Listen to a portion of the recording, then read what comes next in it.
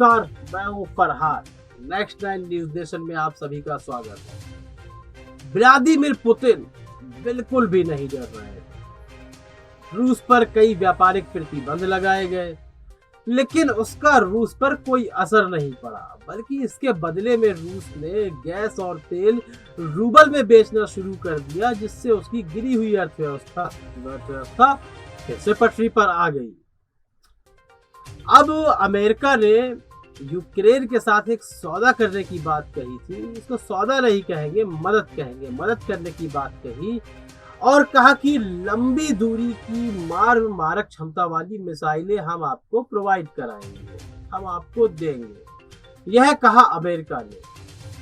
अब रूस के कानों पर जब यह बात पहुंची तो व्लादिमीर पुतिन ने इसका करारा जवाब दिया और कहा कि यदि आप या अमेरिका या अन्य यूरोपीय देश, कोई भी यूरोपीय देश, कोई भी नेटो देश यदि लंबी दूरी की मिसाइलें प्रोवाइड करवाता है यूक्रेन को, तो यह युद्ध को और लंबा खींचने के बराबर होगा। युद्ध और लंबा खींचेगा। और इतना ही नहीं, जो स्थान अभी अछूते हैं यूक्रेन के, जिस पर अभी रूसी सैनिकों ने हमला नहीं किया है, हम उस पर भी हमला करेंगे। हम उन क्षेत्रों पर भी टूट पड़ेंगे। एक लंबा समय हो गया है यूक्रेन और रूस का युद्ध चलते हुए, और विश्व में शांति बनाने वाला देश, अब शांति का मसीहा, विश्व के लोकतंत्र को बचाने वाला देश अमेरिका अभी तक चुप है, खामोश है। नाटो की बात करें, बड़ी बड़ी बातें होती थी, इराक में उतरते थे, अफगानिस्तान में उतरते थे, लेकिन रूस में नहीं उतर रहे हैं। देखिए, कमजोर को मारना बड़ा ही आसान होता है। बड़ी बड़ी बातें की जाती है। जब किसी कमजोर देश की बात आती है तो अमेरिका जैसे देश बड़ी बड़ी बातें करते हैं। कहा जा रहा था कि नेटो इसलिए बनाया गया है यदि किसी देश पर, और यूएनओ इसलिए बनाया गया है यदि किसी देश पर कोई देश चढ़ाई करता है तो उसको हम बचाएंगे, उस पर हमला करेंगे। और यही वादा अमेरिका ने यूक्रेन से भी किया था कि हम आपकी हिफाजत करेंगे, लेकिन अभी तक कोई हिफाजत नहीं की गई, बल्कि यूक्रेन में जान माल का नुकसान हुआ। यहाँ तक कि जो खबरें आ रही हैं, वहां लगातार बलात्कार की घटनाएं सामने आ रही है रूसी सैनिकों के द्वारा। यह घटना घटित हो रही है।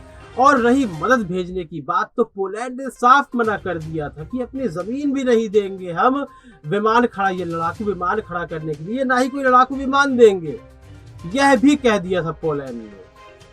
अब अमेरिका भी दूर से हथियार देने की बात कर रहा है, लेकिन यहाँ पर व्लादिमीर पुतिन ने साफ शब्दों में कह दिया है कि जो स्थान अभी तक अछूते रहे हैं, हम उन पर भी हमला करेंगे और युद्ध को आप और लंबा खींचने का प्रयास ना करवाएं हमसे।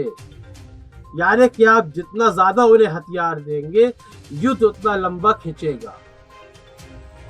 युद्ध खत्म होने का मतलब है कि क्रीमिया, लुहांस्क जैसे शहरों को आजाद करा देना, यानी कि यूक्रेन का अस्तित्व खत्म कर देना।